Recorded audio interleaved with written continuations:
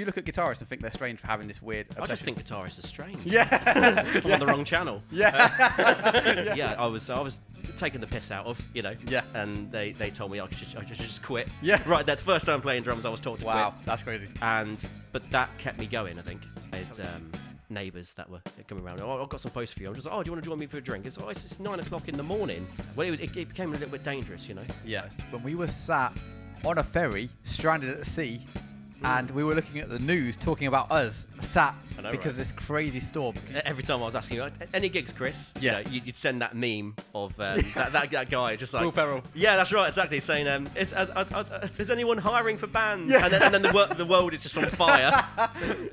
You have to kind of be crazy to do this, because any normal person would be like, fuck off, I'm not doing that. And this is what I don't get. This is the problem with fucking college. Yeah. Hey guys, welcome back to the Pedal Porn Podcast. Today we have one of my favourite people on the planet. He's been my best mate for 12 years. We've been all around the world together, and today we're going to talk about some absolutely crazy stories from when we've been on the road together. We've been to America, Europe, all around the world, and this guy's the crazy instrumentalist, This guy's a crazy multi-instrumentalist. He can play every musician. Fuck, why can't I talk? This guy... Yes, I can play every musician. Yeah. He is the original namer of the Chicken Quiff pedal, which is next to Tom. And yeah, we're gonna just talk some absolute crap today. So yeah, welcome Tom. How are you doing today? I'm doing all right. The black dog at the end of the driveway hasn't creeped in yet. Yeah. You know. But this is sort of a new thing. Mate, it is, yeah. By the way, we're drinking Jameson whiskey, so let's go. Where's mine? Your one down there next to the old 335. Oh yeah. Right, cheers. Cheers. If you play blues, you got to drink whiskey. Yeah, definitely. And not at 10 o'clock in the morning though. It's literally 10 right now. Yeah. Yeah. Actually, wait. How did you? Can you swear? Mate, you sparingly. Sparingly, but you probably bleep it out. Yeah. Well, you can, but it's a lot more work. Fuck me. Yeah. You mentioned before, me and you have known each other for about. I think we met in 2011, and now it's 2023.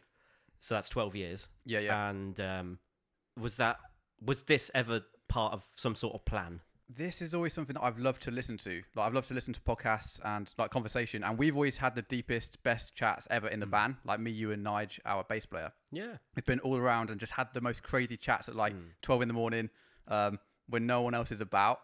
Yeah, there's something about being a musician. I can't put my finger on it. They're not like normal people, are they? No. In fact, can you tell the story you told me the other day where you were saying about... Oh, well, we were touring Holland, I think. We just finished the tour, and of course, you know, we're tight bastards, so we don't book a hotel room. We sleep in the van overnight, and that's what we did coming back, just waiting for the ferry, and we slept in the van. And, you know, we don't eat either. You know, normal musicians, we don't eat. And we just finished a crazy gig in Amsterdam, waiting for the ferry. I don't know where we were. Sleeping on top of gear, you know. And then, like I said, we wanted some grub because we don't eat. So I'm walking off to this petrol station at 3 o'clock in the morning. There's not a soul around. And I was just thinking to myself, because I think I'd only just kind of gone self-employed, like freelance musician at that point. And I thought, what a life. Yeah. You know, just like, because you've got to really want to do it, haven't you? Yeah, those moments make you reflect on everything, your whole life. You're exactly, like... yeah. And that's the thing. It's like, I don't think any normal... I have to watch what I say here. I don't think any normal 9-to-5er can do what we do. Even people in my family, they wouldn't want to go out at stupid o'clock and come back at stupid o'clock for 50 quid. Yeah. For a 50 quid gig. They're not about that life. But there are people that listen to music, and there are people that play it for a living. And they're both mad. Yeah. What I know you probably find this similar thing, but my family are so routined, and even going to the shops at a different time of the day is a really big thing for them. Whereas me and you're like I say, we're standing there at a random petrol station at 3 in the morning, and we're like, what's going on? It's like, yeah, our life is just, as our bass player once said, our life as a musician would have killed lesser men. And that's so true, isn't it? Yeah. Yeah, you should get him on. Oh, mate, we've got to get Nige on. Yeah, he's like how would you describe Nige? There's many different things I could do to describe him. Yeah, I think he's a genius. Yeah. There's no other way to describe him. Yeah. If anyone's ever watched Carl Pilkington and you know, the Ricky Gervais show, in the van, the many years we spent in the van touring about just as a trio, it's a little bit like that. It's a little bit like being part of the Ricky Gervais show, because it's like, I don't know, maybe you're Ricky Gervais, I'm Stephen Merchstand, and Nige is Carl Pilkington, and we literally just throw questions at him left, right, and centre. And he always has the most perfect, genius, out of this world response. Yeah, and you couldn't guess the answer. No. No, it's mad. Yeah, I think the world's missed a trick by not having Nige on reality TV. Because if they just followed Nige around for like 2 weeks. 24-hour Nige cam. Yeah. Yeah. You know what I mean? That'd be crazy. That'd be crazy. So I don't know about you, I've got some questions. This is my podcast to you. This is my interview. I'm interviewing you. But is it? Yeah. No, by the way, just do you want to just quickly touch on, because you are a serious pro musician. You've been playing since what age did you actually start? I think I probably started the same age as you. Yeah. I always just say it was 2005, so I was like 9 going on 10. What happened at the start, I think I had a serious love for music and a respect for drums, but since then it's become a serious love for drums and a respect for music. And that's pretty much obviously that changing point happened over the point, I don't know, of maybe 3 years. I think it was 2007 where I finally I got the confidence to say, this is what I want to do. I want to be a drummer. Actually, because like I said before, you got to want to do it. Yeah. And I was actually ready to take that, take that shift, going from someone that just plays an instrument to actually want to do it professionally. It's quite a big decision, It is, yeah. And my God, I'm sure you've had these situations as well, that you have many moments that you want to give up. Oh yeah. Because of whether it's hate you get, or you do a bad gig, or anything. It could be financial problems. So you probably don't suffer from that. We're good with that. One of the worst times I ever felt like giving up was, do you remember the gig we did at the Broadway Theatre in Peterborough? Oh, Jesus, yeah. And that night, for some reason, I was cursed by the ghost of Hendrix. Well, you were cursed by the ghost of Broadway. Yeah. Honestly, that was a crazy night. Literally everything that could have gone wrong went wrong. Yeah. My whole family was there. It's always on the families there, isn't it? Yeah, that's why I'm always like reluctant to invite family now, because it's almost like the feeling I had that night was literally when people talk about being in a dream and you're butt naked and everyone's staring and laughing at you. Steady. Yeah. Yeah, I know you mean. It was like that. Yeah, literally every guitar I kept switching to, the strings were breaking. Yeah. My amps were cutting out. I couldn't hear anyone.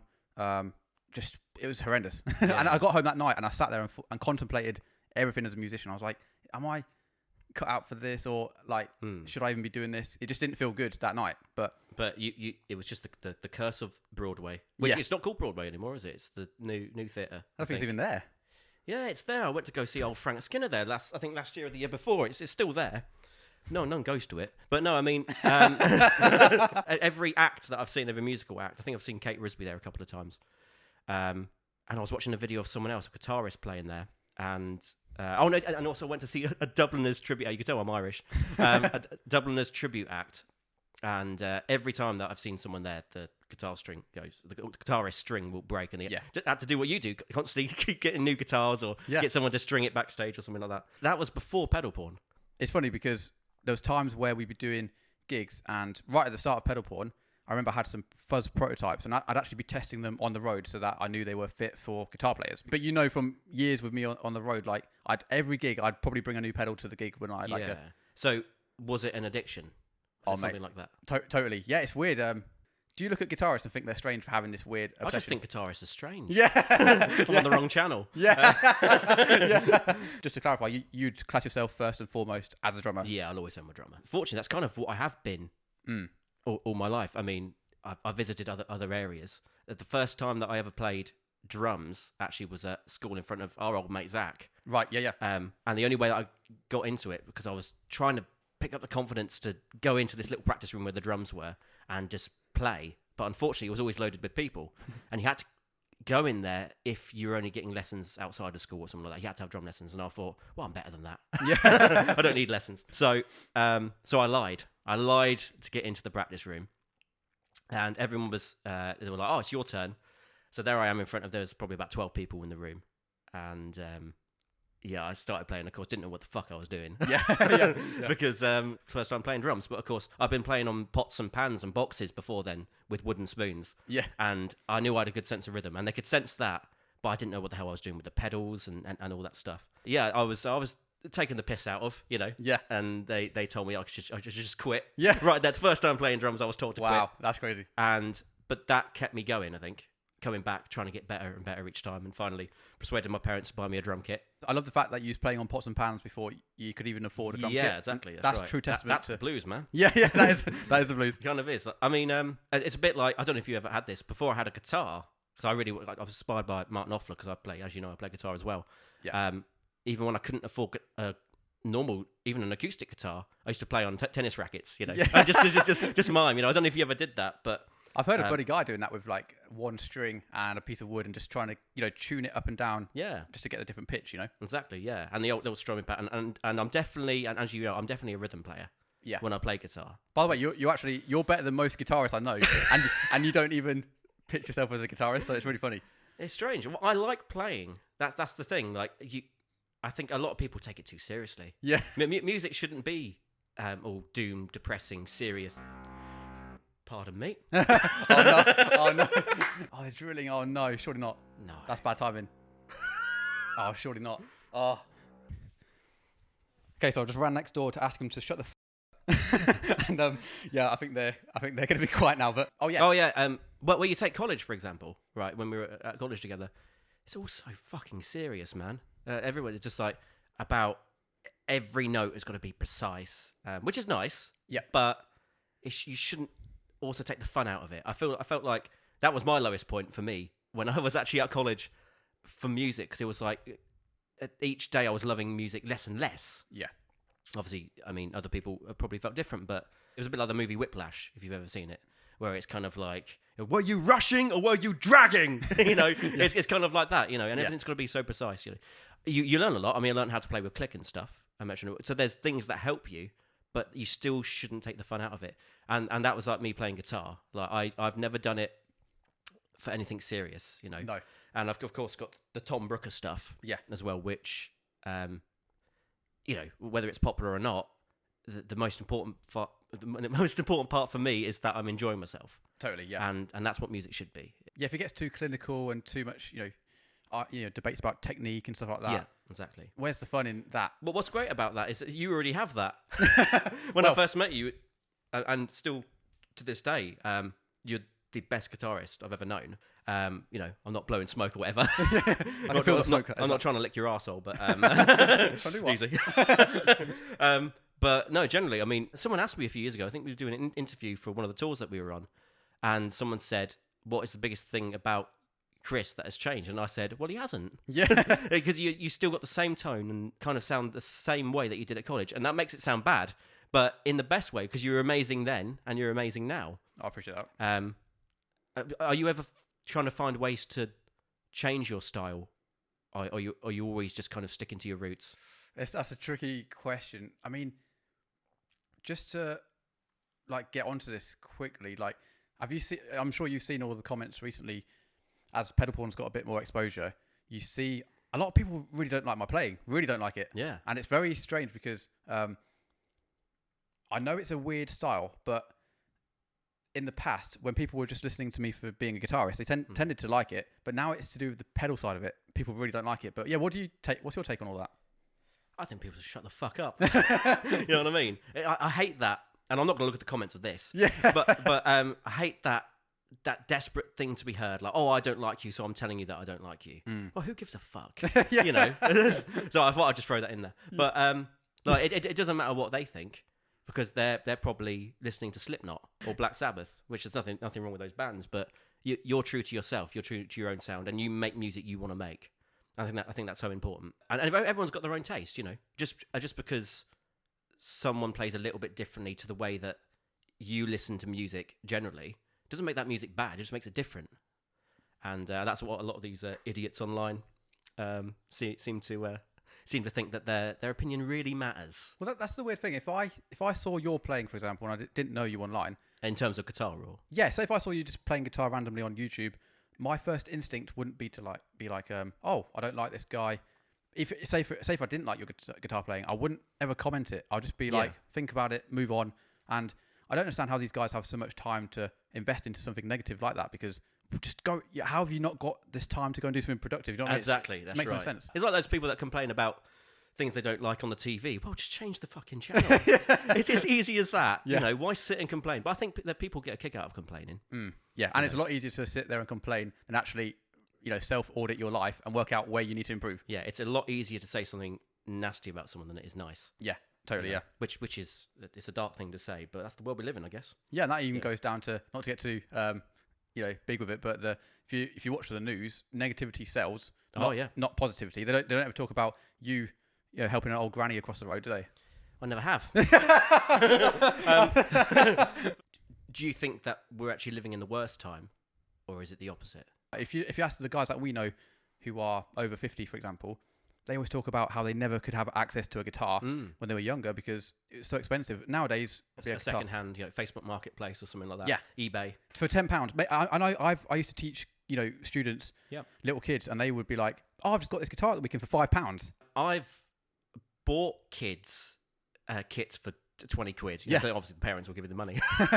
But I went up to Yorkshire once. I think we were doing a gig anyway.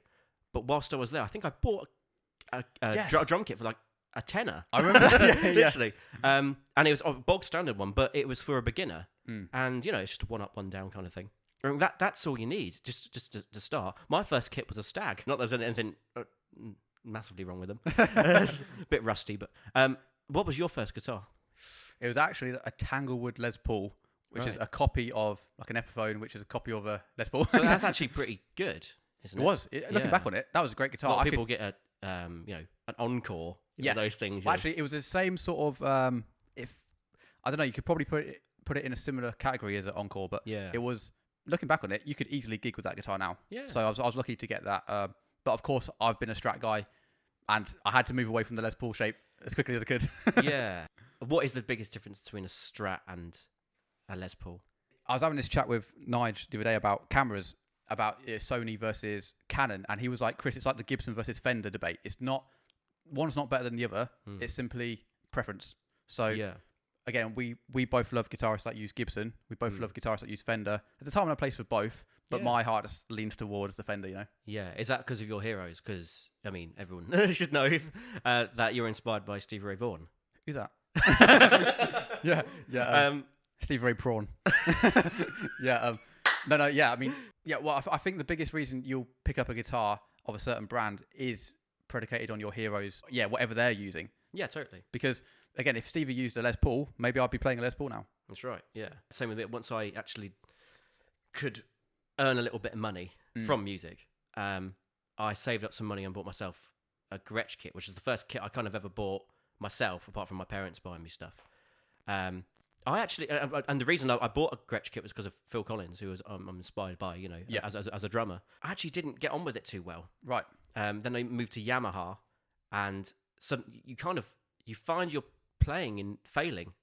You know what I mean? You find your tone in failure. You have to experiment with different stuff, and I'm still with Yamaha now, and Sonar as well. But was that like that for you? I mean, this gorgeous Strat that you've got here, is that your dream Strat that you dreamed of, or has there been a guitar before that you're just like, this is the one? Well, that's interesting because the guitar I've had before that, which is the one we've gigged around the world with, the Banana Man. Banana Man, yeah. Yeah, Banana Man Strat, the yellowish Strat that Nige put together for us. That was for me, like it's like that old pair of jeans feel, it's so nice. Whereas the part of my brain where I was thinking, since a 10-year-old, I've been looking at Stevie on stage with a worn Sunburst Strat. That is exactly what that is next to you, and it's almost. I was saying this before. It's almost like the end of a journey. I had to just do it. You've got some crazy cool drums. Like one of your snare drums is crazy rare and valuable, isn't it? It's like, wow. That's right. So how do you approach picking gear? I don't. I'm a tight bastard. Yeah, you're the tightest guy I've ever met. Well, I think I'll get it from you. Yeah. I think I took your advice and just like, I've totally switched around now. I'm like, I used to be the tightest guy ever. Now I'm more about trying to buy a bit more convenience back. And you're just like, Chris, how are you spending that much money on stuff? And I'm like, well, it's you go in cycles. It's really weird, right? Because I actually wanted to broach the subject with you, off and on camera, about the fact, and it goes back to pedal addiction as well. The amount, there's a recession on and everything like that. No one's got money to spend, but they'll always have money to spend on gear. That's the weirdest thing, isn't it? Yeah. What do you think about that? Mate, I get emails. I had one only, I think it was like 2 or 3 days back. This guy was like, I literally can't afford to pay my rent this month. I've got a wife and kids, but I still want to buy your Tex and Twang.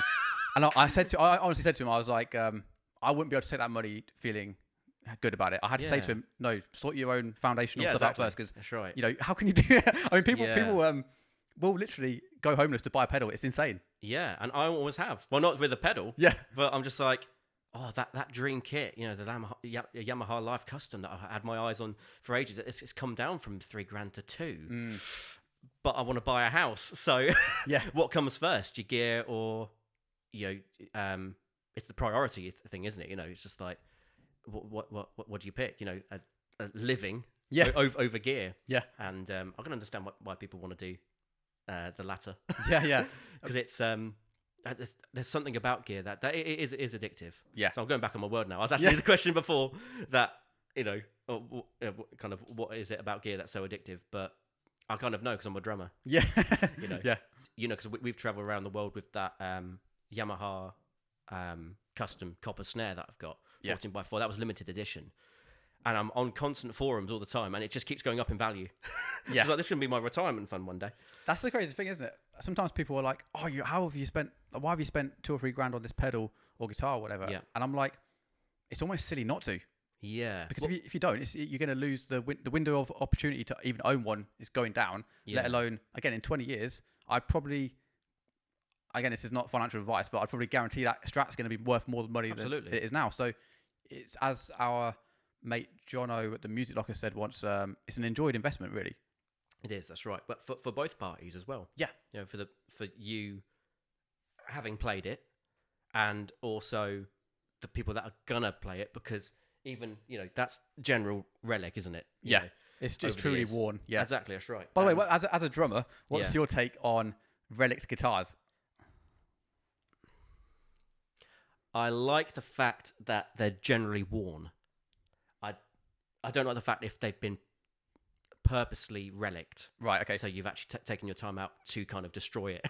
Yeah. You know, it's the blood, sweat and tears I like about it. But I also love new guitars as well, you know. There's something about, I mean, you got a shot at that 335. Yeah. 335 right there. Yeah. And that's beautiful. But yeah, again, that's got a bit of aging on it as well. To be fair, that's actually 1967. Well, there you go. But yeah, again, it looks still, it's kind of mint condition. Yeah, it's been looked after a lot more than the Strat, for example. Yeah. Saying that, I don't think the previous owners not looked after that Strat, but they do just wear differently to newer guitars. And I tend to agree with what you're saying with the relic stuff. An authentic aging process it can't be beaten. Whereas if you're trying to, and you look at some more than others, some relics are completely contrived and disgusting to look at. Whereas some relics look good, but you can't beat the real deal, which has been, you like to say, blood, sweat and tears. Someone's paid their dues for 30 years on that Strat in clubs with smoke going off, and you know, and you can smell it too. Yeah. You know what I mean? That's just me.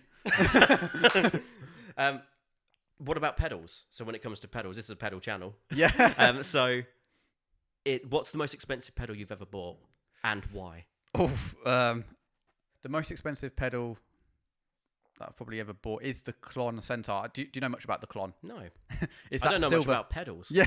Is that silver? Apart from the one we made. Oh, but which we'll get to. But. Yeah, that's right, yeah. Have you seen the silvery box? It's like a Klon 3-knob. Is that the one that you did the meme of? It's just how to propose to your girl. Yeah. So when I proposed to my missus. Yeah, that's right. Yeah, I proposed to her with a Klon. That's right. But and it works. Yeah. That's right. Because it's kind of like this is our house payment. That's right. Yeah. You know what I mean? That's an ironic thing, actually. That probably is a bit more than some people's deposit.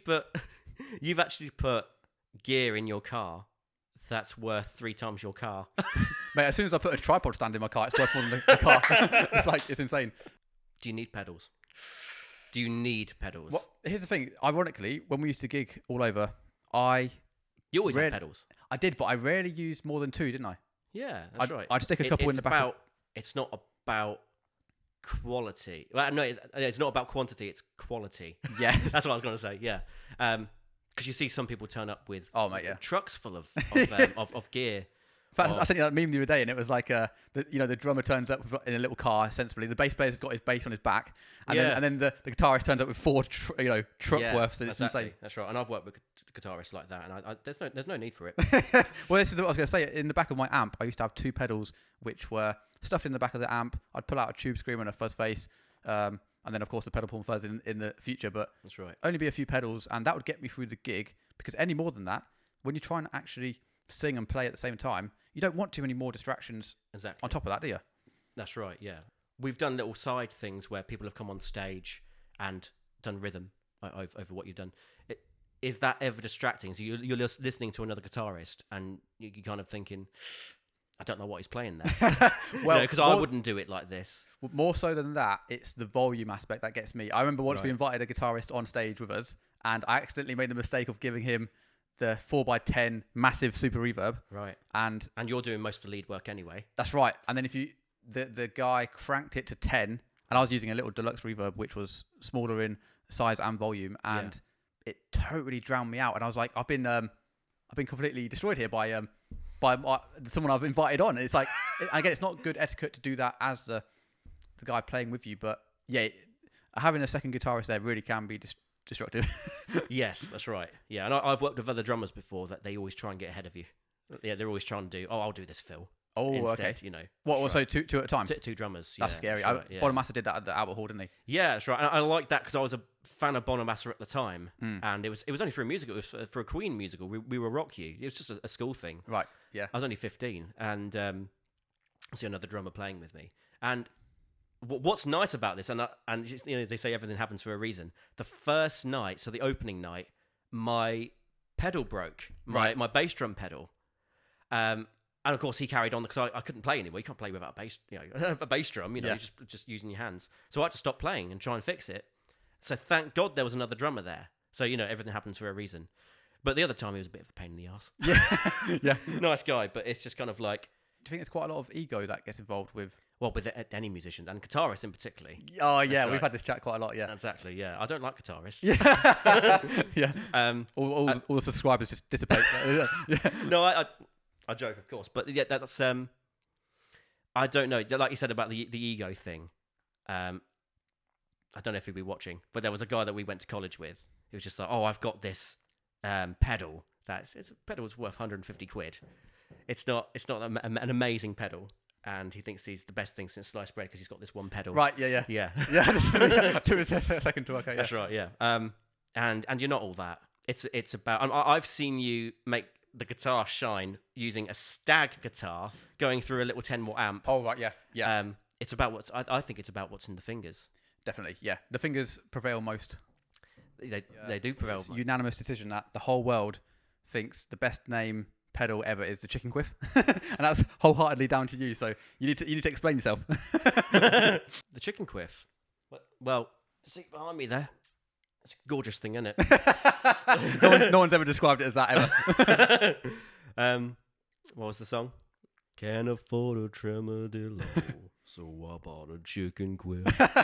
By the way, for a bit of context there, Josh Scott from JHS Pedals reviewed our pedal, the Chicken Quiff, and did the craziest song about it, and we remixed it for like a whole 2-minute song or something. And people literally, they know that song now. People like singing it. It's like it's like a sing along, like lyrics and everything. Yeah. Even when we were doing the podcast with Mimi, she started just singing it. I was like, what's going on? That's great. But it all started. We had many. I mean, we were talking about sort of our conversations in the van. We were sort of talking about what the older generation ate. So there was tripe and spam. And all this stuff, and I think I said something like, "Oh, what's next? Chicken Quiff," and you just chuckled, and I think we just both agreed. One day we've got to turn that into something. Yeah, turn that into a pedal, and hence we have the Chicken Quiff. I think it was your idea to do that. It made sense actually for it to be a tremolo. Yeah, ideally, I actually wanted it to be a compressor because when I hear compressors, I think of chickens. Why? So, it's like a country thing. Yeah, right. If you hear country music, does it remind you of chickens as well? Yeah, well, it makes me think of farms. Yeah. But in the end, I think it had to be like, just in case someone else came up with the name Chicken Quiff, we had to get it out. Yeah, exactly. I thought, who would? Yeah, exactly. Yeah. But it's great now because originally you type in Chicken Quiff, and I think the only picture there was like a picture of a chicken with a red box around it and an arrow. Yeah. Pointing to its quiff, and it was just like, and there it is, like the chicken quiff. Yeah. And now you type in chicken quiff to Google, and it obviously comes up with the pedal. That's my life's work. That's right. That's right. Talking of pedals, not so much controversy, but why do you think people call it the Texas twang rather than the Texan twang? It's you think it's a little bit Mandela effecty? It is. It's crazy. Like no one has ever called it the Texan twang, and that's the name of it. I know, that's right. Always Texas. Even you. Yeah. No, honestly, even big like YouTubers that have done it, even if they've been, done a demo or whatever, it's they'll get it wrong. It's crazy. But yeah. So looking back on it, that was a branding flaw on my part. But yeah, I mean, people still know what it is. And if you type in Texas, in fact, if you go into Google and type in like pedal porn and then TE, it comes up with Texas twang as opposed to Texan twang. Yeah, that's right. It's crazy. Yeah. It's that sex and the city rather than sex in the city, that kind of thing. It is. But by the way, on that sort of note, when you're talking to Siri or you're going on Google, these sort of search terms actually matter. And is that one of the key reasons that you've rebranded a few times? Yeah. Well, I used to. Those of you that bought the record, because my own music, the music that I actually make and sell, is under the name of Tom Brooker. Well, it used to be called Don Brooker when I first started. But and this is what you were just saying about Siri and Alexa, whatever. Yeah, she won't go off, will she? No, oh, you don't have one. I don't have one. You're great. You're one of the few. That's right. Yeah, don't have one. Well, if you used to ask a Alexa play Don Brooker, yeah. Well, she'd always go to Don Broco. Yeah. So I was like, I'm tired of this, and also people were calling me Tom anyway. They knew who I was. So it would make sense to change the first name. So I just changed it to Tom Brooker because that's my name. Yeah. So it makes sense, especially in interviews. I did an Italian radio interview, and it felt weird by being called Don all the way through. I'm just like, oh, me, right? Yeah. That kind of thing. So it works now, I think, more than it did before. Go check it out. Yeah, I was gonna say, I will put a link in the description to to Tom's music. You need to check it out because he's literally. You've never heard anything like it. Well, thank you, Dan. And you play every single. Yeah, I do everything. Everything. Yeah, and you mix the master. And that's what I mean about the fun side of it. Like, music's got to be fun. And even though it wasn't originally fun when I first started, because it all started. I mean, you know this anyway. It started because of a breakup. And so I broke up with the ex. I think it was about 2018.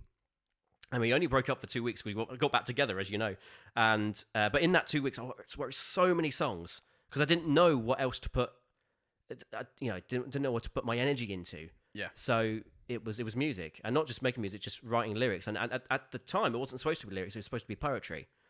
I'd never thought myself as a poet, but it kind of worked. But anyway, at the same time, I was doing a music project called Port Shore, which is an instrumental project of mine. Go check that out as well, which Chris is actually on as well.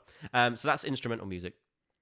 So at the time, that coincided with the Don Brooker stuff, and in the end, I just kind of added lyrics over the top of that instrumental stuff, and it worked. And then of course the album came out, and it was actually. Because it got into the alternative charts in different countries and stuff, apart from England and the US. Yeah, number one in Venezuela. Literally, just random countries like that, So it did well. On the back of that, of course, changed the stage name and then did a second album, which didn't do as well. But I still like just listening to it, and that's the thing about you've got to enjoy what you're doing. Yeah. And I'll be in the studio pretty soon again. Just doing my own thing, and a bit differently this time. I'm going to start releasing singles because that seems to be the way of the industry at the minute. Yep. Before I was always an album artist, whereas now it's more like I want to be releasing singles so people can pay actually attention to the songs singly. Yes. We were talking about this recently. It's almost like the TikTokification of it is. Online. That's right. It's changed the industry almost. It has. People's attention spans are at an all-time low, and a whole album now. It's too much. It's too much. If you don't, I mean, I put albums on in the car when I'm driving, but otherwise, I'm not really going to listen to an album. I've got vinyls, so if I'm, some night and putting on a record, I'll put on a record whilst I'm getting high. Right. But it's different. You wouldn't just randomly put on an album. You listen to a song, and that's kind of the way. I mean, it's maybe not for the older generation, but the younger generation. I teach teenagers that if a song is over 2 minutes long, well, they're bored by a minute and a half. Yeah. So it's that's the way forward. So my songs in the future are going to be about 2 minutes long. Yeah, that's the key thing. To get people's attention, really. It's almost like I don't want it like that, but if it's short and snappy, you might actually prefer it as an artist anyway. Yeah. But I say that some of our songs were 7 to 10 minutes long. That stuff wasn't trying to cater to the current market. We were just truly doing that out of pure love, and if it got 10 views, we didn't care. Yeah. Where did you? Because obviously I got my inspiration from a breakup, and the second album is actually about the main breakup, which happened in 2020. But where did you get your inspiration from? Because of course mine came from a catalyst, which was the breakup. But where do you get yours from? Well, that's the great thing about a breakup. You can harness that energy and convert it into something productive, which you did. And now you've got a great, you're not depressed now, but looking back on it, you've got this great thing from it. Yeah, something good came out of it. Yeah, exactly. You know what I mean? But you could have equally sat there and been like, oh, just sit there eating potato chips every day and be like, oh, I'm so sad. Yeah. But you didn't. You was like, okay, I'm going to make something productive out of this. Yeah. Like you say, you had more productivity in those 2 weeks of the breakup, more than probably you would have had in the last 5 years. Oh, exactly. That's right. So you did because it's when inspiration calls, you've got to go for it. Yes, and you've always said that to me. Actually, that's something that I probably need to do more. You said this to me in the past. Now's the time to write songs, and I think 2020 definitely was because we were all in lockdown. We couldn't do anything. Yeah. Unfortunately, I spent a lot of time drinking. And got a bit over the top with that. But so I was writing little bits here and there, not full songs like I originally was. Actually, do you want to talk a bit about that side of? Yeah. Well, it became a little bit dangerous, Yeah. I went to the doctors and they kind of, just for a blood check, they said, you've been drinking because there's so much alcohol in your bloodstream. Yeah. You don't have any blood. Yeah, that's right. And, I had neighbours that were coming around. Oh, I've got some posts for you. I'm just like, oh, do you want to join me for a drink? It's 9 o'clock in the morning. And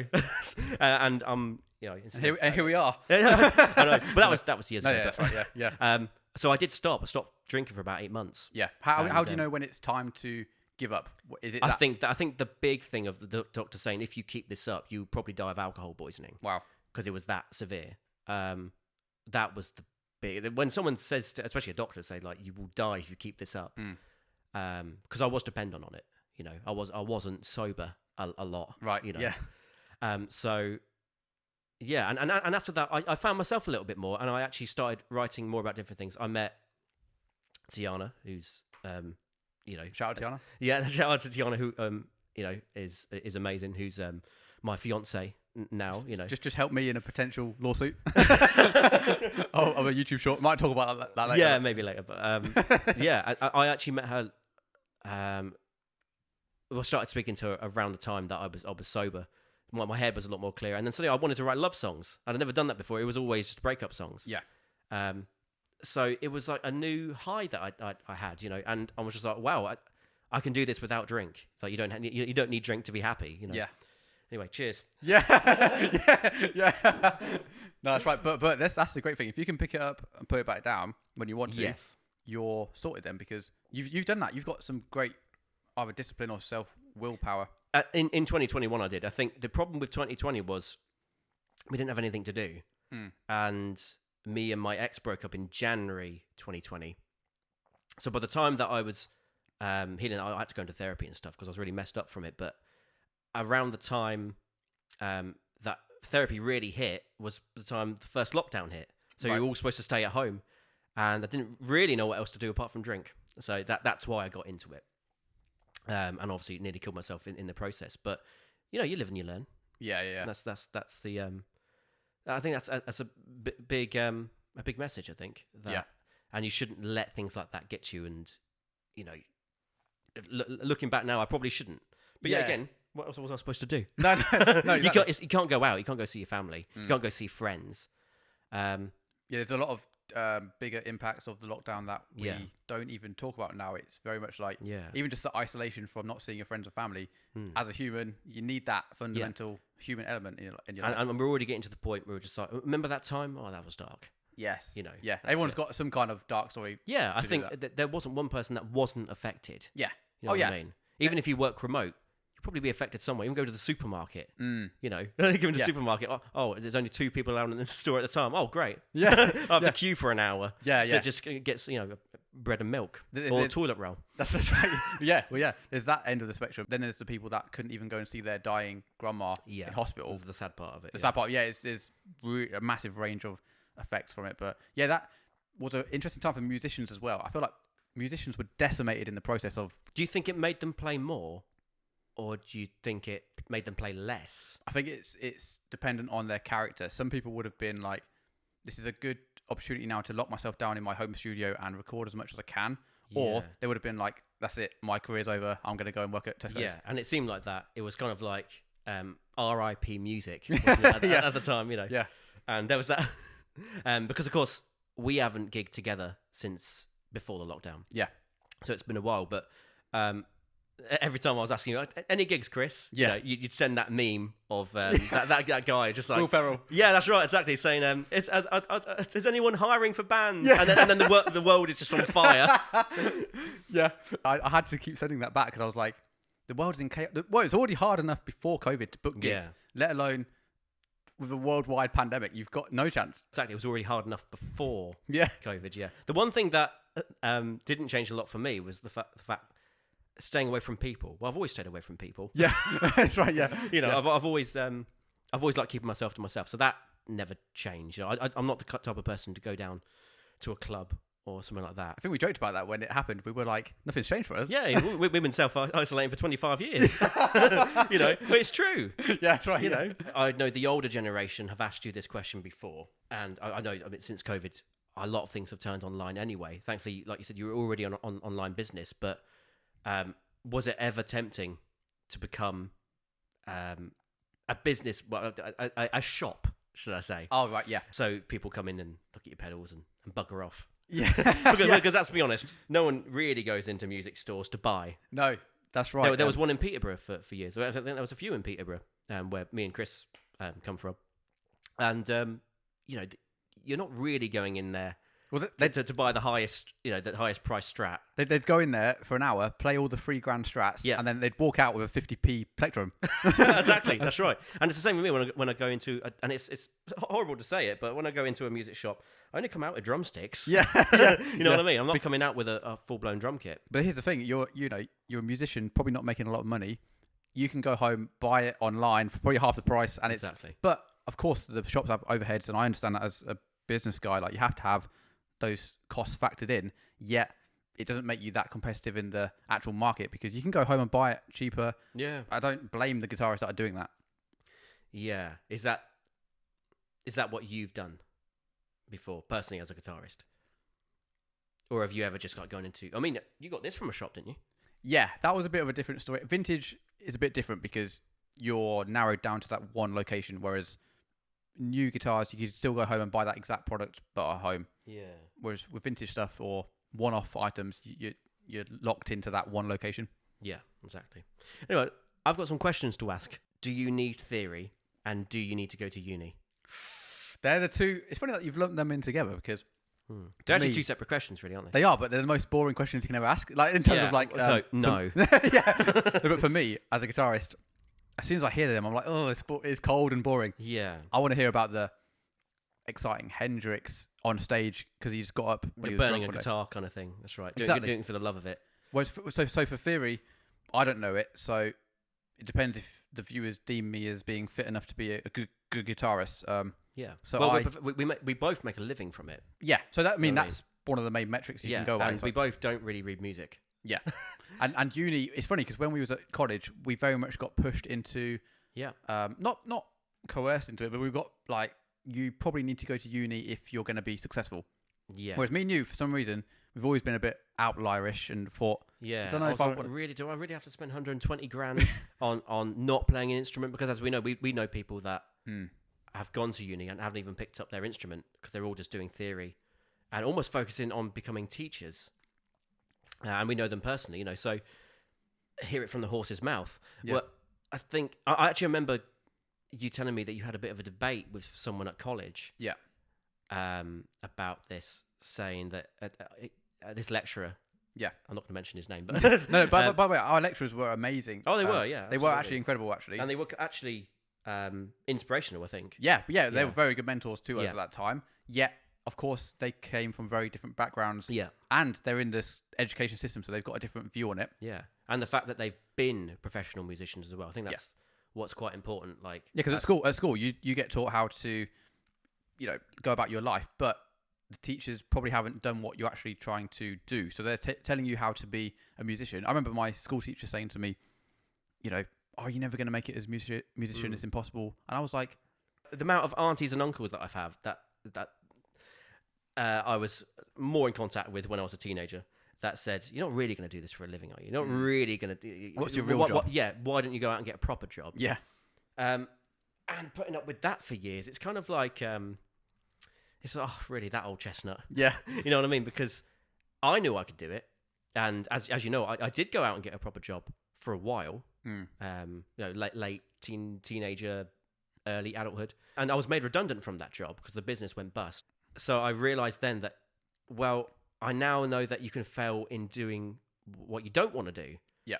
So if you could fail at doing what you don't want to do, you're better off giving it a shot of doing what you love. And if you don't make it, if you're not making enough money, then it kind of is what it is. Because you've got that, it's sort of offset by the fact you're achieving your life's purpose by being on the road. We've done gigs where we've literally had to fight with the venue owners to even get the £50 £50. Yeah. But on the way home, it doesn't feel bad because you're literally living out what you're supposed to do. Okay, so one of my questions for you was a controversial question, but what was one of the hardest times for you playing in the Chris King Robinson band, our band? I think there wasn't a lot of tough moments. I think, I think the first gig comes to mind. Yeah. Because it was in the Crown pub in Peterborough. Actually, I remember it. I think the gig before that actually was at a school, but the first kind of proper sort of paid gig was at the Crown, and I remember it being, you get a vibe with the gig straight away, like what it's going to be as soon as you're set up and you kind of just do a sound check. And we were doing a sound check, and constantly the woman behind the bar was saying, "It's too loud! It's too loud! Turn down! That drummer, young man, you need to turn down!" I'm just like, but I'm a drummer. Yeah. So I started playing with hot rods and then brushes to heavy blues. Yeah. And even then she was like, "It's too loud! It's too loud!" I was like, well, I know what kind of gig this is going to be. Yeah. So in the end, I was just like, oh, fuck this. And I just got the sticks again and I just battered the hell out of them. Yeah. And then it was a good gig in the end. But exactly. Well, it's just like, why did you hire us then? why are we here? Yeah. You know what I mean? You're a drummer. Yeah, exactly. You can't help that. You can't turn it down. It's not electric drums. It's acoustic drums. It's to get the sound you really want. That, especially the type of music we play, that kind of heavy blues. Yeah. That raw blues sound. You've got to really pound them. Yeah. You can't just tickle them, can you? No, you can't just tickle them. That's the thing. Like, you've got to get that. You've got to get that power. And I learned that even more in the studio when we went into the studio years later and we recorded our first album. The producer was on about me about really whacking those drums. You've really got to get them hard. Yeah. And I was just like, well, why don't you just turn the volume up? Yeah. And it doesn't work like that. It's that noise. You got to have that natural sound, the natural heavy sound. Yeah. Before we turn anything up. We were talking about this on the podcast the other day with Paul.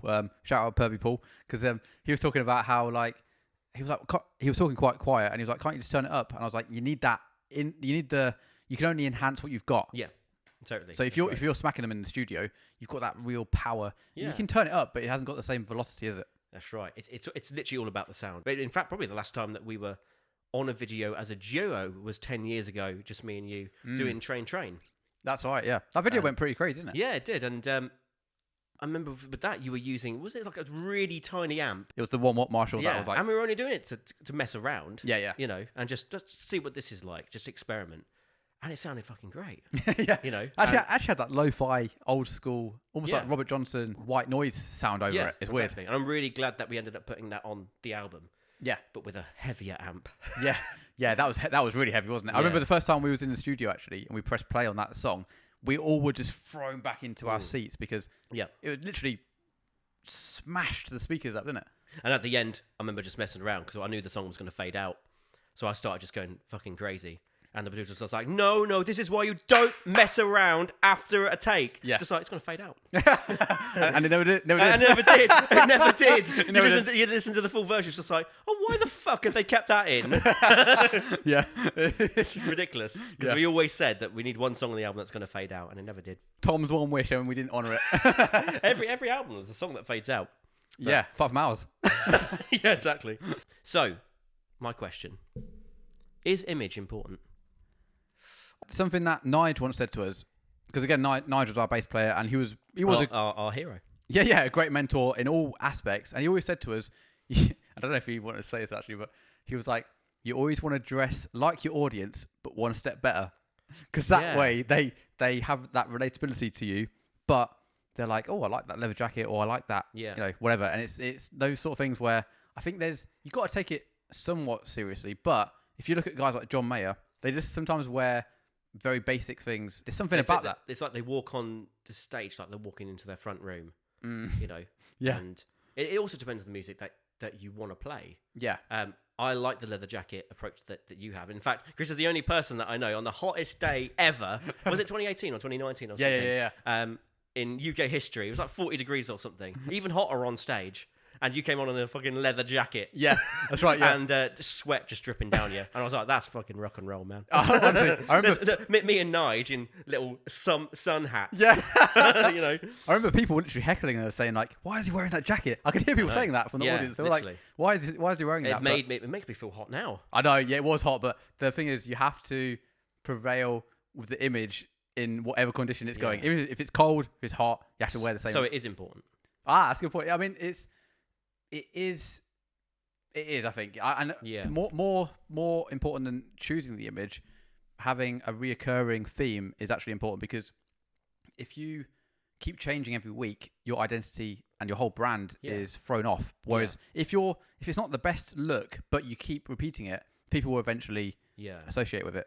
I had a very bad dress sense when we first started the band. I'm looking at old pictures and stuff of 10 years ago when we first started this journey, and I was wearing red trousers with a brown stained t-shirt. It was awful. But what I liked about our band is when we first started as a four-piece was that each and every one of us had kind of our own style in what we wore. Yeah.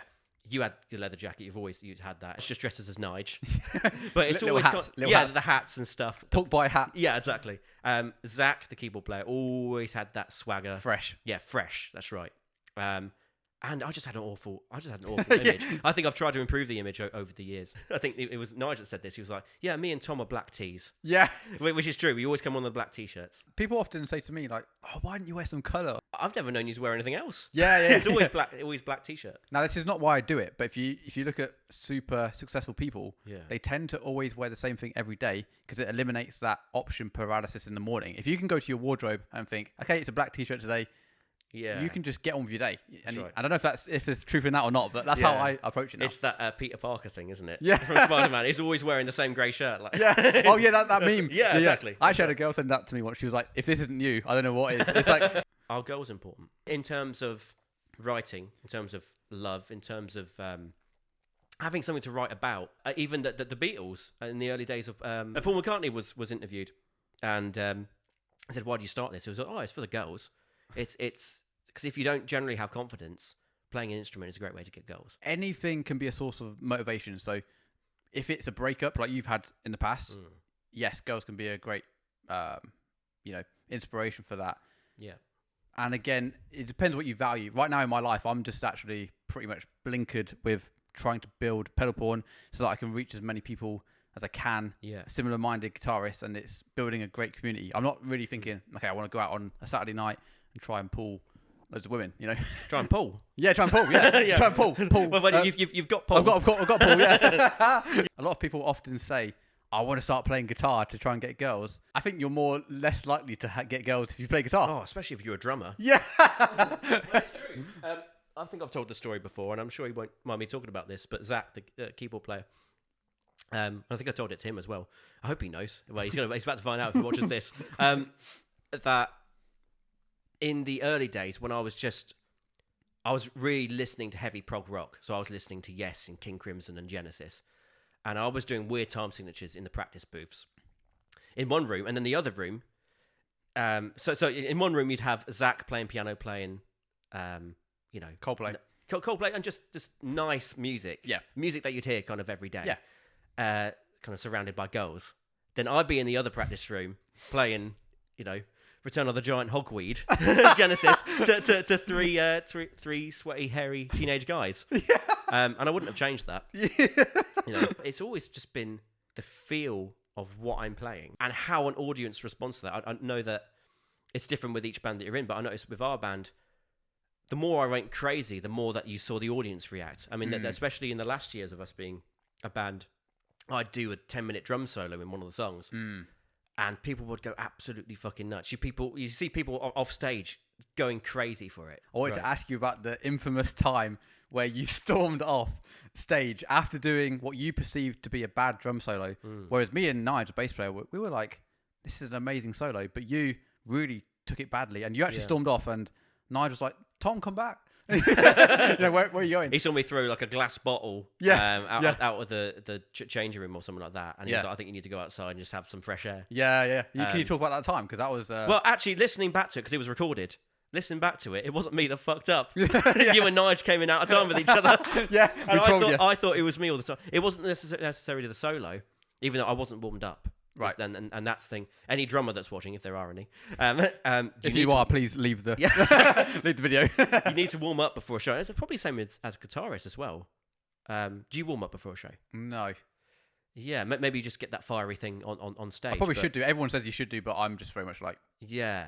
For me, like, I've got to warm up. And I think I realised at that gig that I just wasn't warmed up enough for that gig. And that was a good gig. I think we were on tour, weren't we? You actually sold out that gig, actually. That was Overall, it was a great gig. I was like, And actually listening back to the solo, I was like, actually, it wasn't as bad as I thought it was at the time. Yeah. And obviously I overreacted. But I was just like, fuck, we've come all this way. And it was the last day of the tour as well. So you really want to go out on a high. And I went out on a low.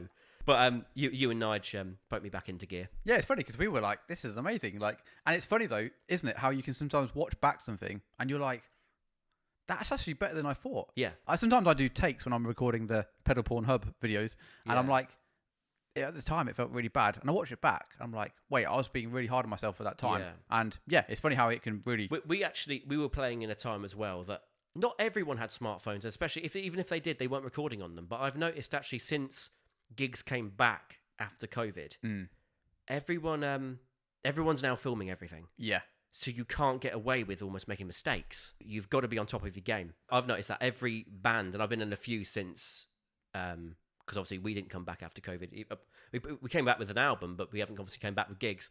But any live situation I've been in, I've had to be on top of my game because even if it's a club or it's a little theatre or something like that, there are people there. They're not even watching. They're just filming it. You know, they've got their smartphones out, just filming the whole thing so they can share it to YouTube. Or Facebook or wherever they might share it to. Going back to that thing, if you live and you learn, thank God I learned from that gig, because that was just a one-off that was recorded. We don't actually have a lot of gigs from our past that are recorded. No. Thank God. Yeah.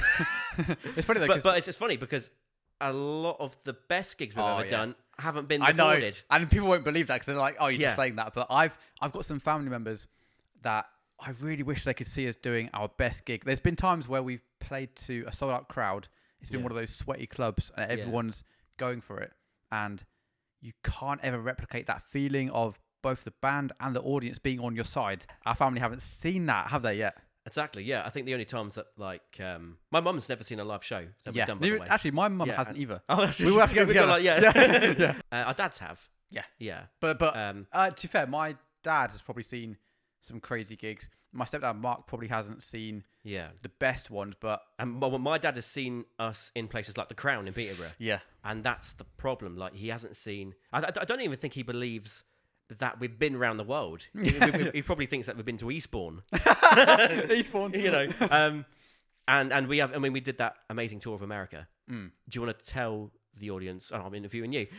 Tell the audience about that first gig in Waukesha. That was a crazy gig. Because I think the best gig we've ever done.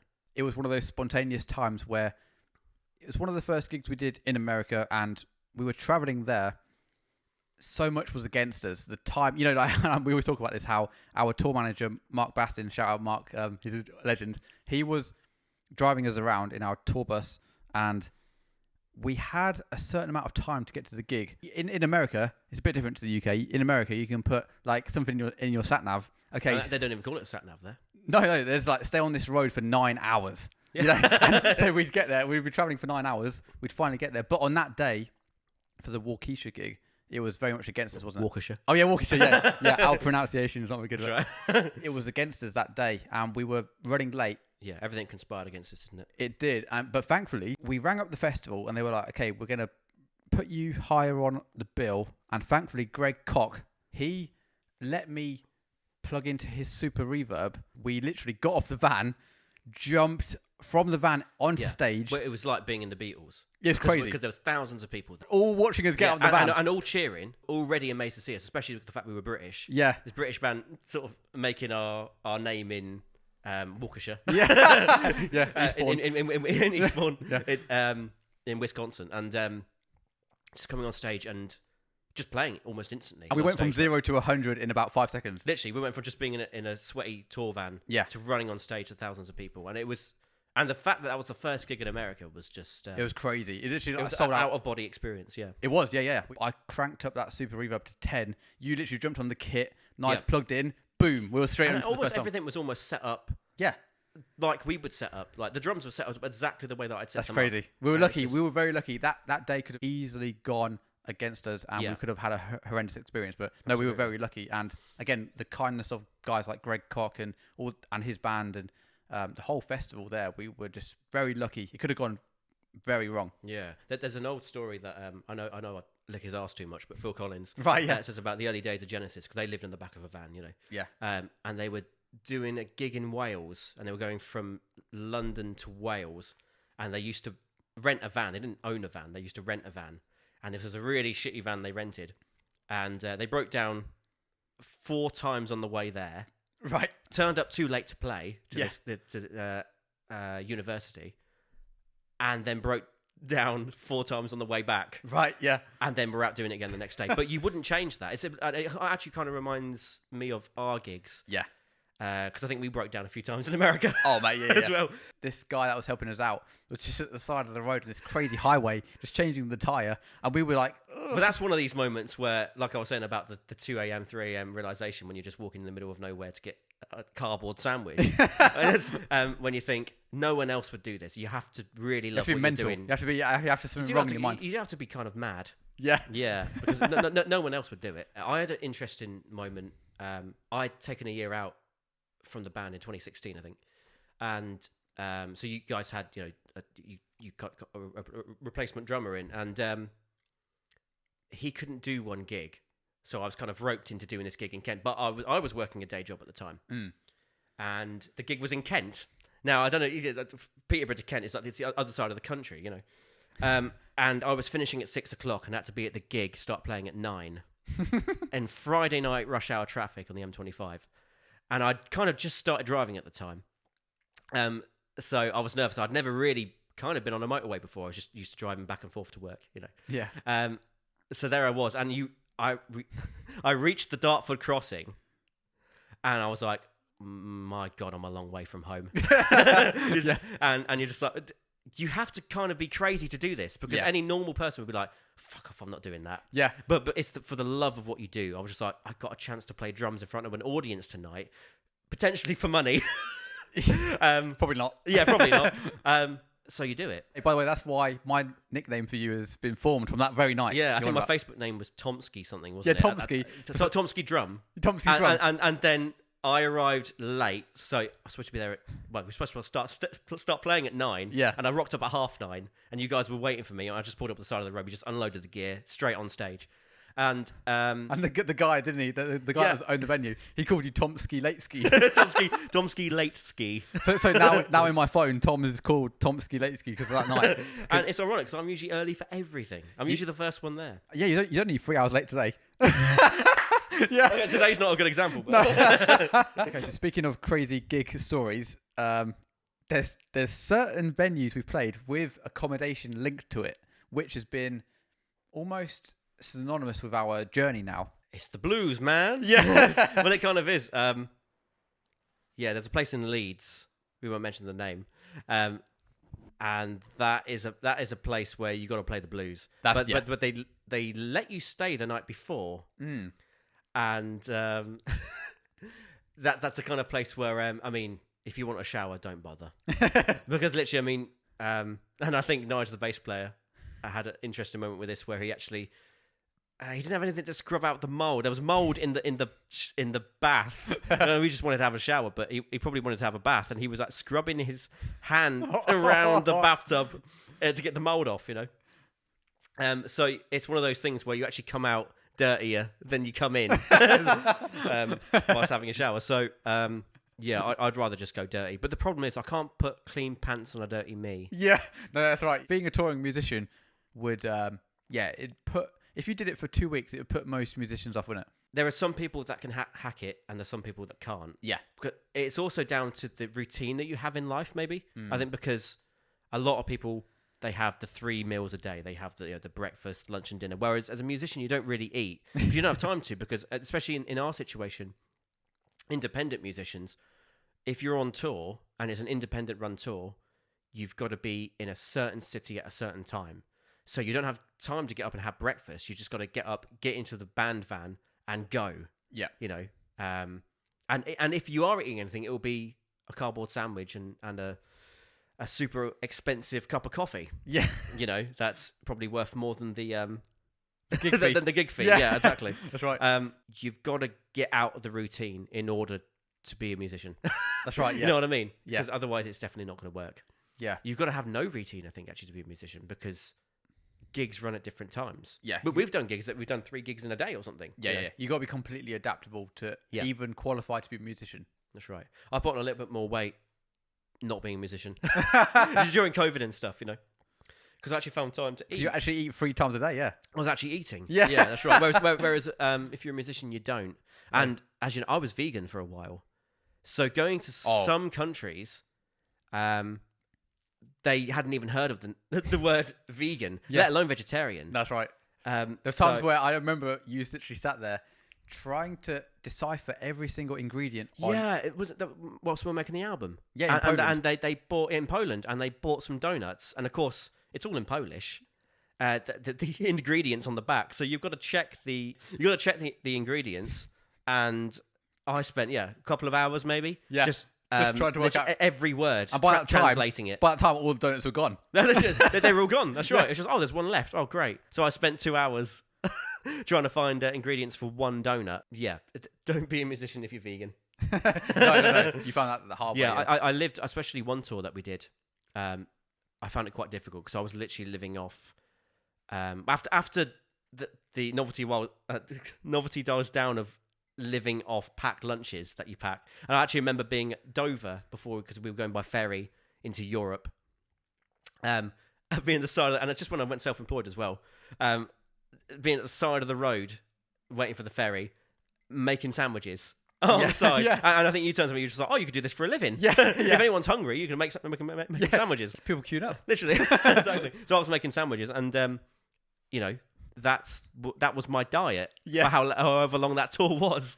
I remember having some Jaffa cakes that you'd left in was it in your bag? I think so, or something like that, at the bottom of your bag for ages. Back of my amp or something. Exactly, yeah, that's right. And they'd been in there for so long. At that point, they started to make little baby Jaffa cakes in mould.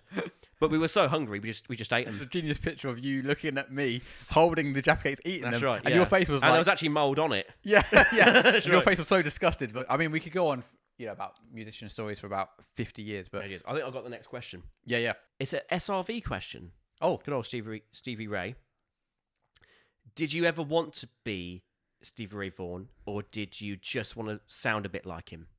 Honestly, there's a weird thing about Stevie Ray Vaughan compared to any other guitarist. It's almost like he has this captivating quality about him where people don't just take inspiration from him. They literally want to copy him down to every last note. Yeah. And I was... I fell prey to that, yeah. Right. So I literally copied him note for note as much as I could on every song. Yeah. And I wanted to be Stevie. I didn't want to be myself, Christian Robinson. I wanted to be Stevie Ray Vaughan. And I see a lot of up-and-coming guys like that now. He has this effect on people that no one else does. It's very strange. And Hendrix has a similar thing, but when people fall into the trap of liking Stevie Ray Vaughan, it's a very dangerous trap because they don't ever develop their own style, which is innovative, which is of course one of the main metrics that you need to be a successful musician. And you have to really pull yourself out of being a Stevie Ray fanatic. Yeah. How did you do that?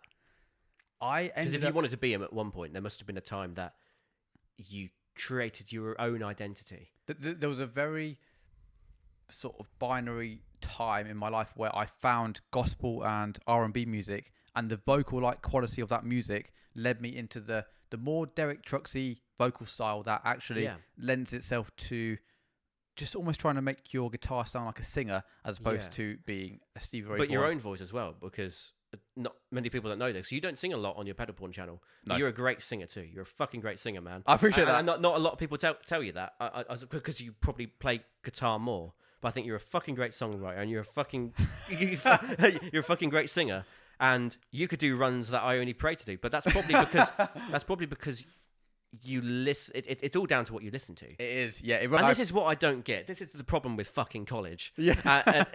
When we were at college, there was guitarists that when they started playing, they were into Blink-182, pop punk, all that stuff, which I don't have a problem with. I actually like that music. But then they wanted to be John Mayer. They wanted to be Stevie Ray Vaughan. They wanted to be Hendrix. You can't do that after you've already created your sound trying to be Tree Cool. No, he's the drummer. Never mind. But I've always found this. Stevie Ray Vaughan is one of the best mentors you can ever find at an early age because I find that with Phil Collins too on drums. Totally, and I think the aspect of both of them is they incorporate all of the fundamental styles you need to be a good guitarist. So you've got jazz, blues, R&B, funk, rock, and all of those blended into the melting pot actually give you the eclectic style that you need to be a good, well-rounded musician. Absolutely, and I feel the same with Phil Collins because if you listen to every album that he's done and different projects he's worked on, whether it's Brand X, which is really complicated,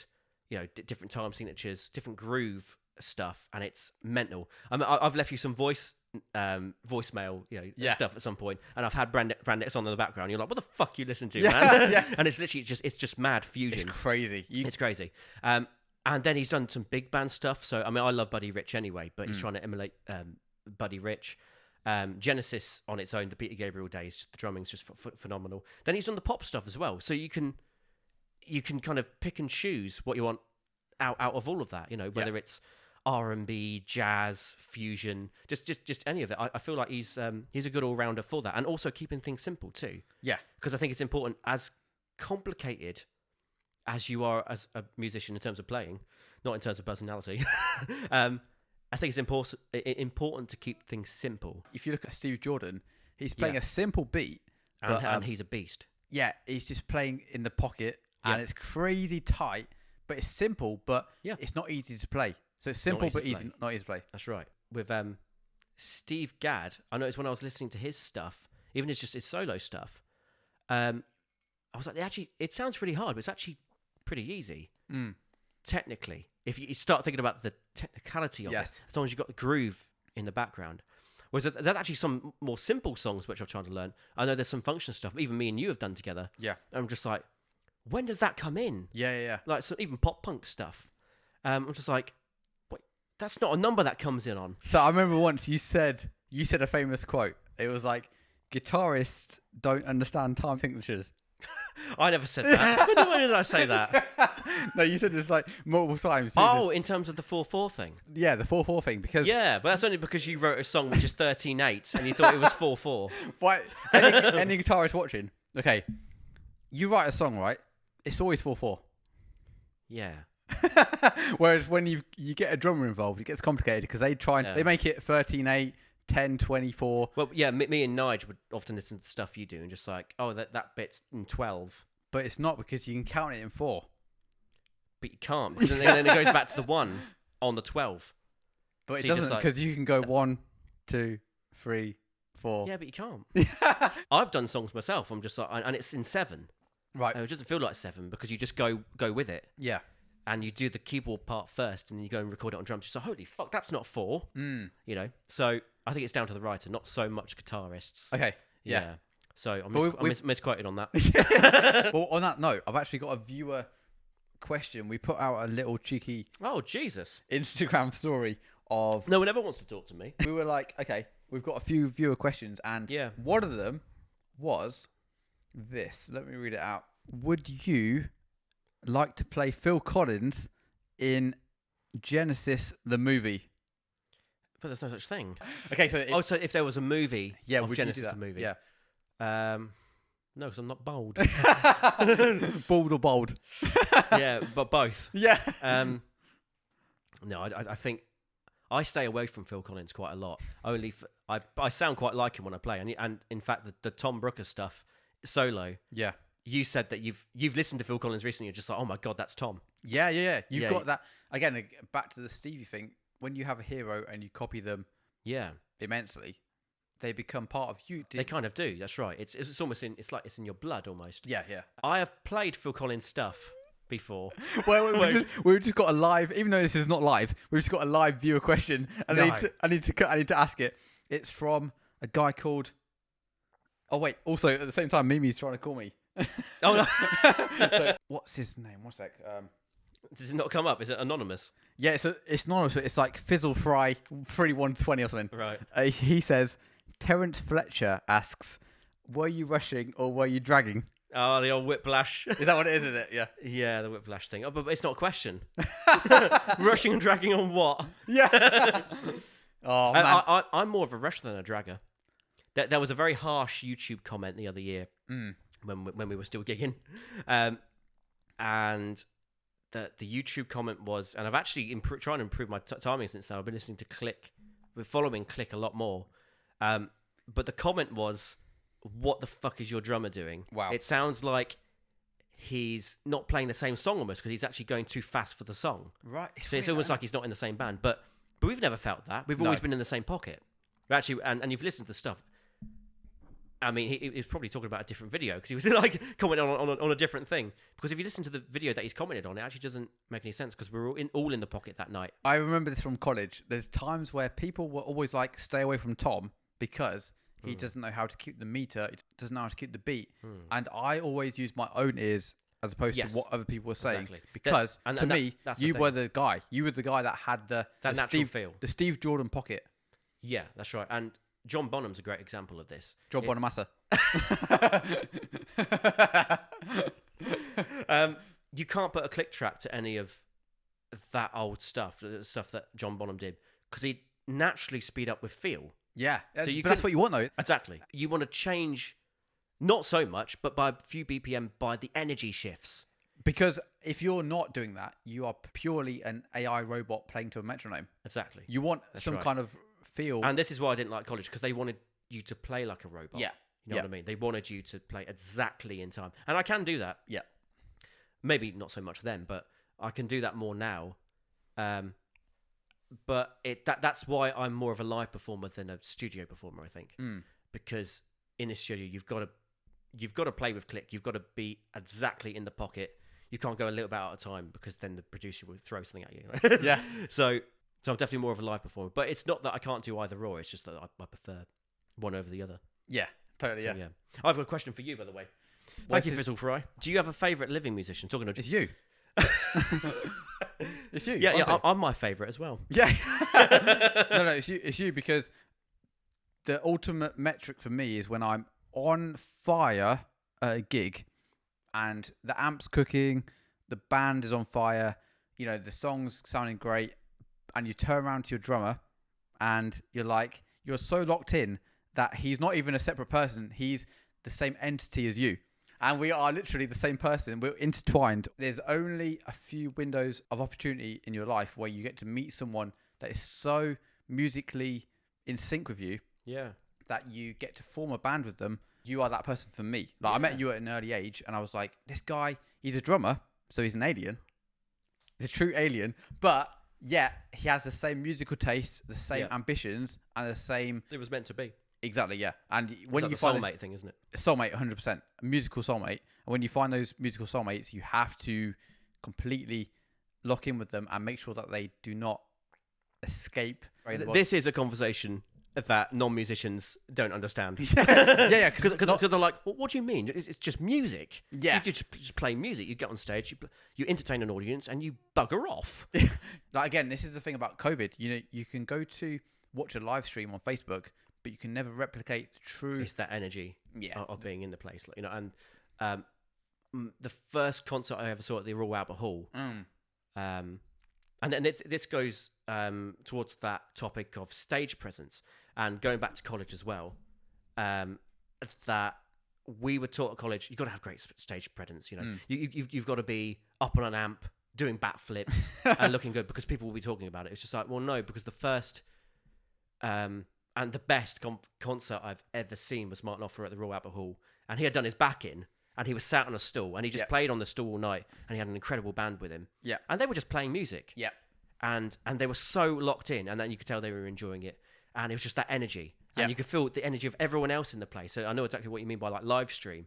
You don't get the same off a live stream. No, the music's still good, but you don't get that same energy as being in the same building, the same place, feeling the same energy as everyone else. I've always been very introverted myself, and when you're playing a gig, you don't want to be doing backflips, and it's the music that prevails over anything else. Anything else other than that is all smoke and mirrors.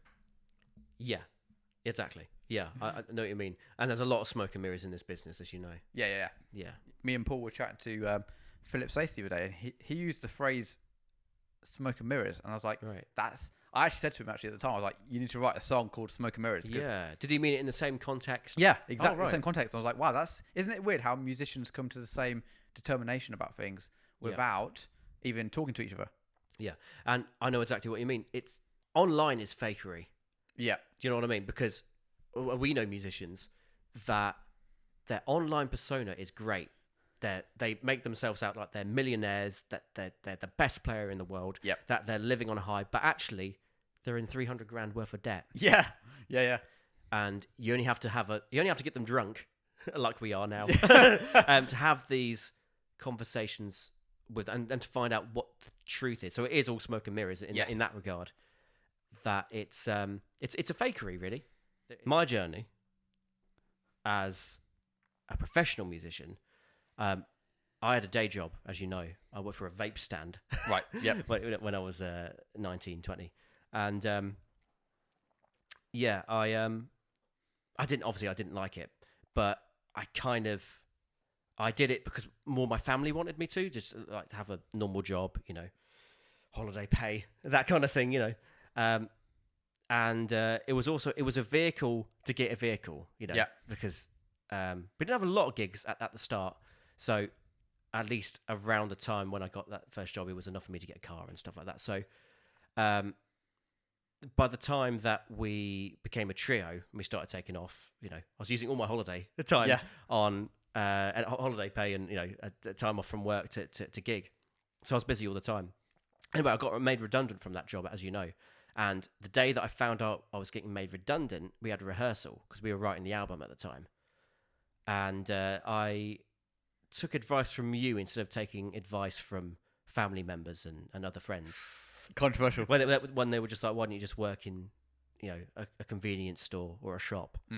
I took advice from musicians, professional musicians, you and Nige in particular, which was, why don't you take a step with what we've done and becoming Perry teachers.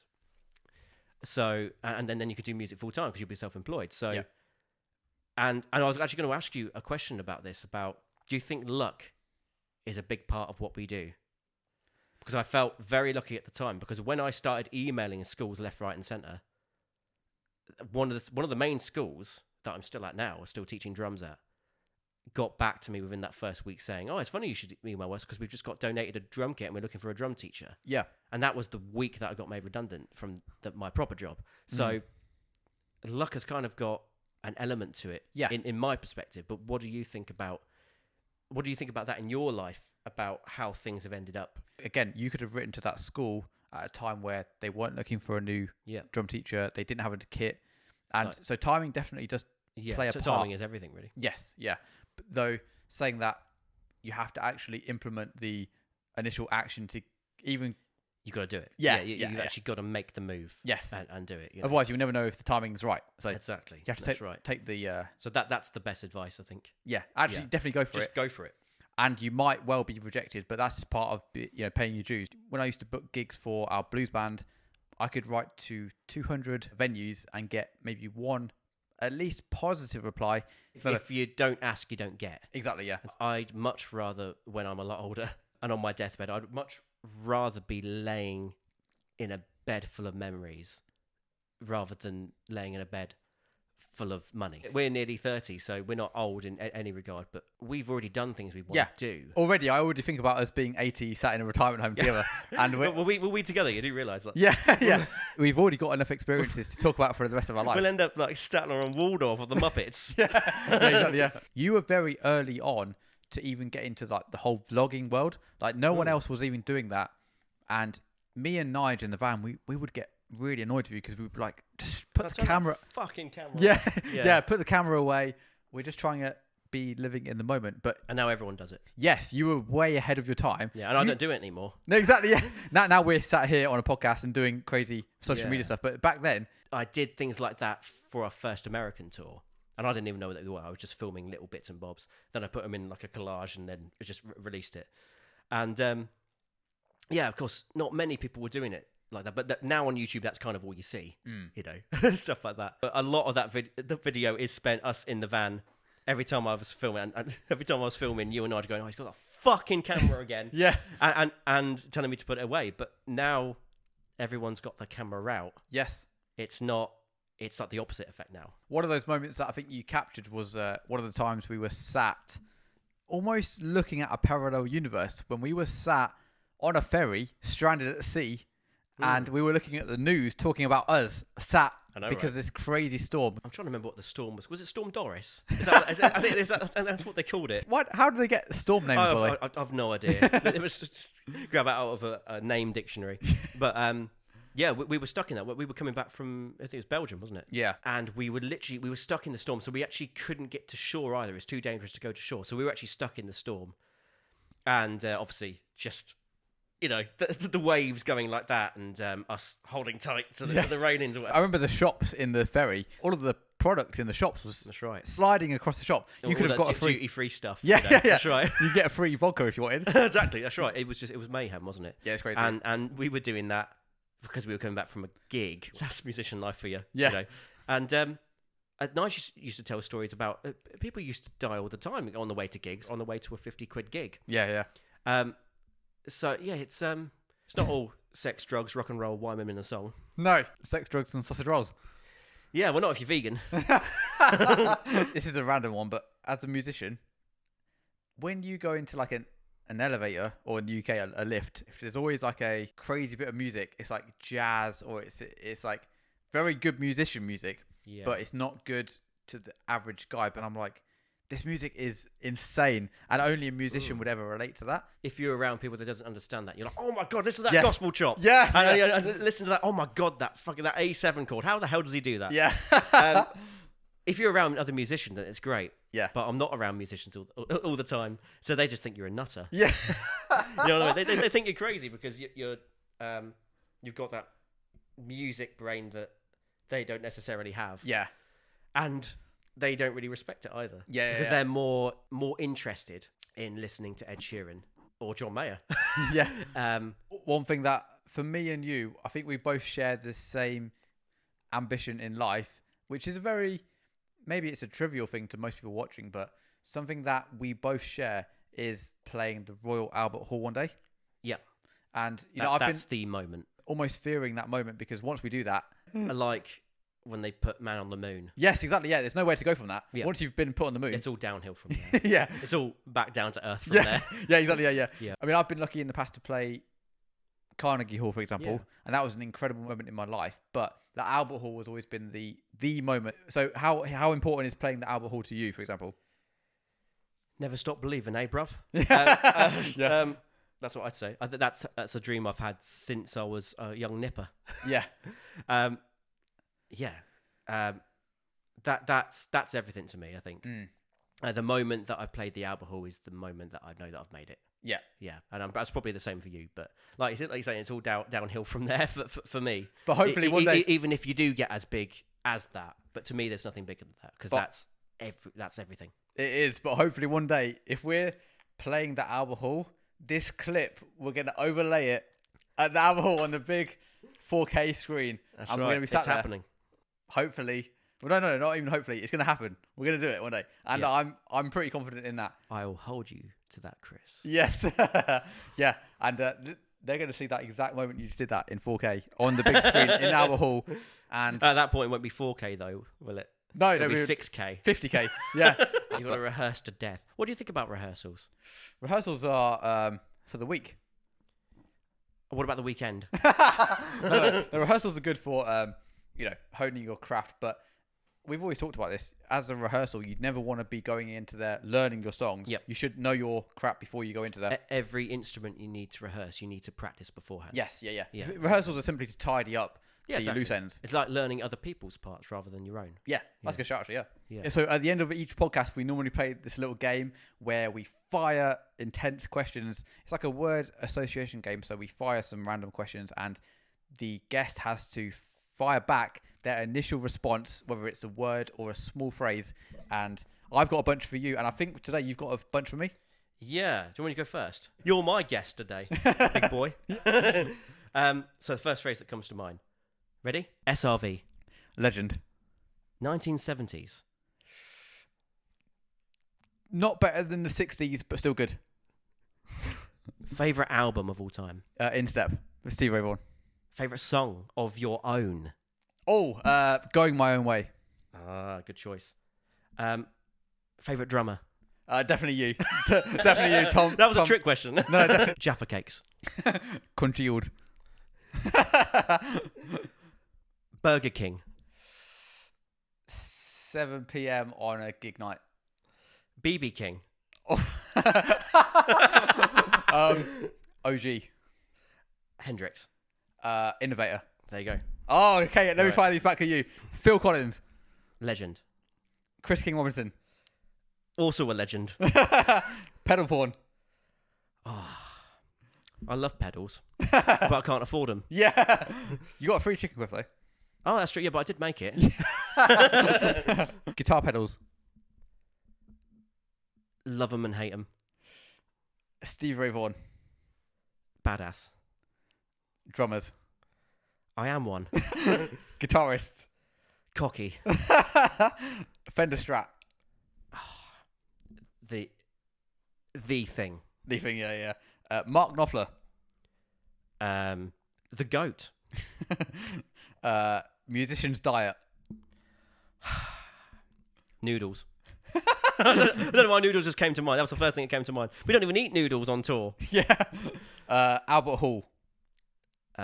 The place like that we've got to play one day. Okay, and we have to play. The last one, Tom Brooker's legacy.